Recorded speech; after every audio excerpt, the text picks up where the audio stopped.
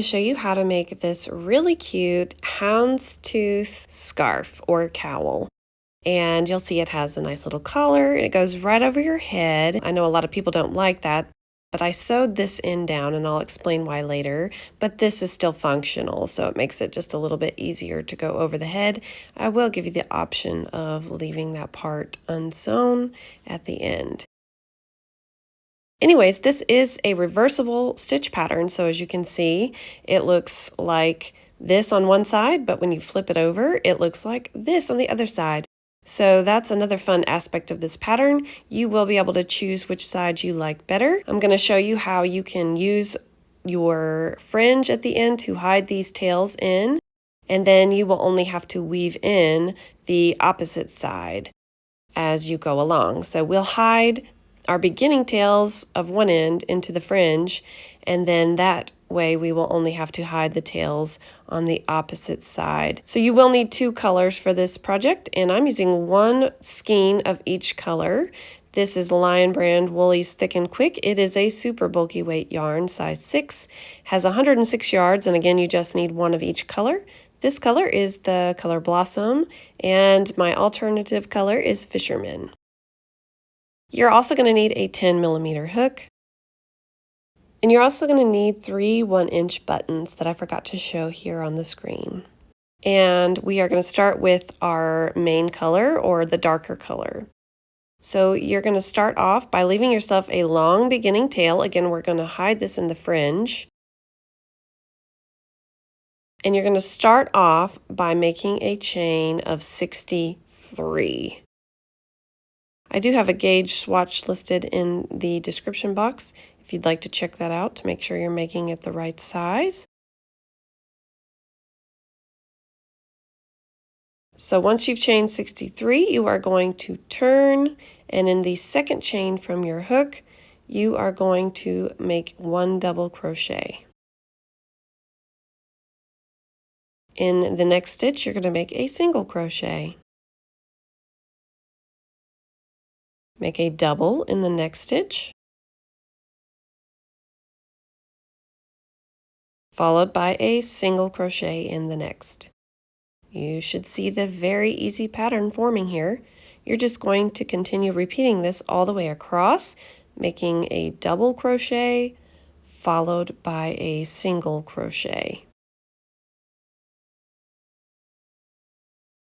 So you're just going to repeat that all the way across, making a double and a single, and I will meet you at the end of this row. Here I'm at the last 2 stitches. I'm making a double, and in the very last stitch you should have a single crochet, and you should of course have 62 stitches total.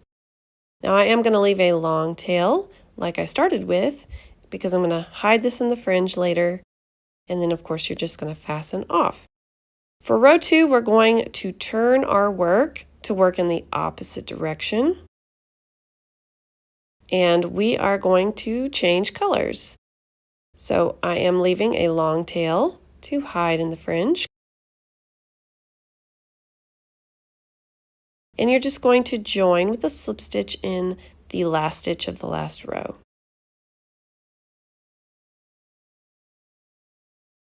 Now we're going to chain 1, and our beginning chains do not count from here on out. You're going to make a double crochet in the very first stitch, followed by a single crochet in the next stitch. I want to point out here that your doubles should always be in the singles below, and your singles should always be in the doubles below, and that's how the stitch pattern is made. So you're just going to repeat this all the way across. You're going to make a double crochet, followed by a single crochet all the way across, and I will meet you at the end. Here we are at the last 2 stitches. Of course, it should be a double crochet followed by a single crochet, and of course you should still have just 62 stitches. Now we are not going to leave a long tail on this end, just long enough to weave it in later. We are going to be turning our work again for row 3 and changing back to our first color.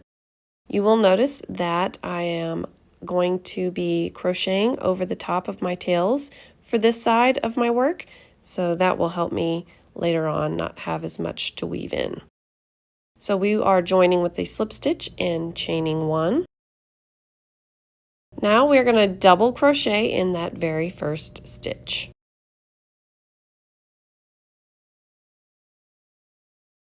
Single crochet in the next. Double crochet in the next stitch. Single crochet in the next. And of course, it's the same thing as before, all the way across.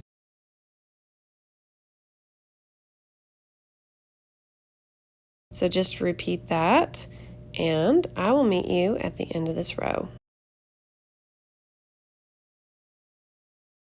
So here we are at the end. The last 2 stitches should of course be a double crochet followed by a single crochet, and you should have 62 stitches. Now I am going to leave a long tail because this is the end I will be hiding in the fringe, and you're just going to fasten off. This is a very, very easy stitch pattern. You are simply going to repeat rows 2 and 3 over and over.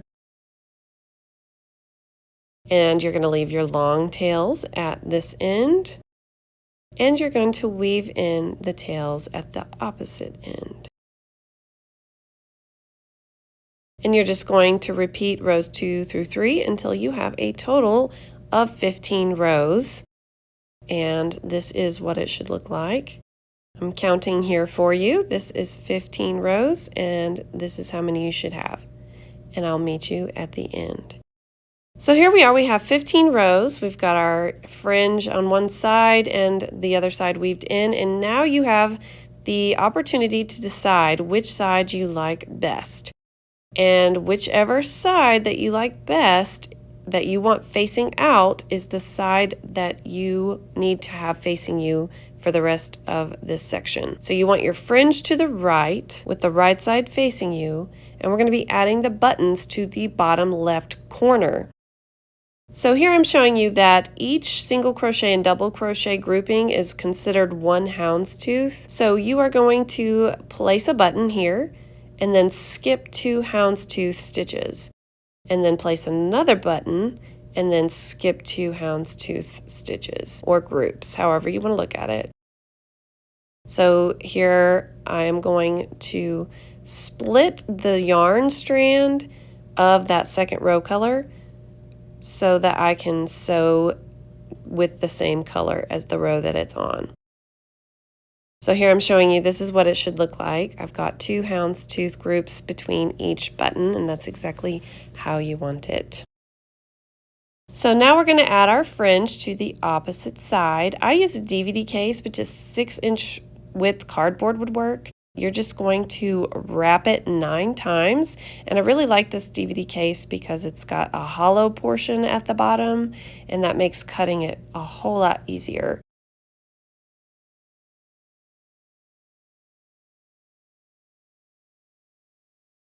So now I'm going to cut the bottoms so that I have my fringe pieces.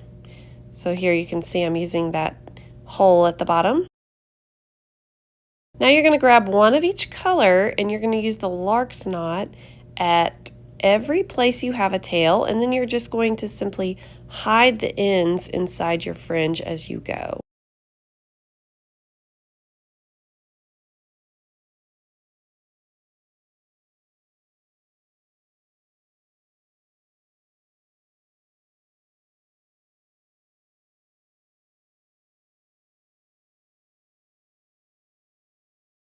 So of course you're just going to keep doing this all the way across. And then once you do that, I love to use a flat iron on a medium to low setting to get the wrinkles out because it looks so much better. And once you do that, it should be nice and straight, and you're going to cut your ends so that they're fairly even. Of course, it doesn't have to be perfect. I just kind of eyeball it.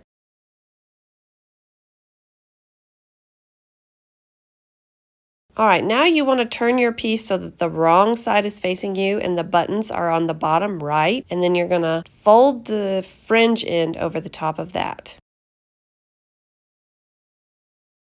Now we're going to button our buttons. So you're going to button at rows 2, 8, and 14, just like I'm showing you here. So there's row 2. Now you're going to count up to row 8 and button the next button.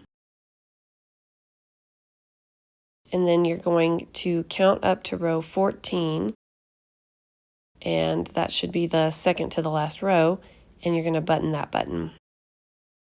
Now, because I sell these and people get really confused on how to wear them, I do go ahead and sew the opposite side down. Otherwise, they get really confused when they're putting it on. So I am going to sew this down. You could just add a button if you want to. That doesn't show, that will button it to the underside. But for my customers, I just find it's much easier to just take that option out. And I do hide this tail in the fringe so that I don't have to weave that tail in. And then I just simply sew across the seam using the main color that's showing there.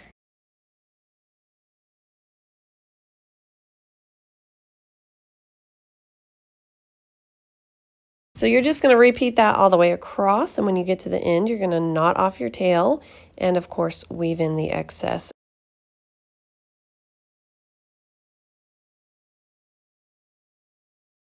And then you're going to fold the top down to make a collar. It's really super cute. And you are done. I hope that you enjoyed this tutorial today. If you did, please give it a thumbs up. And if you haven't already, please subscribe to my YouTube channel. Thank you so much for watching.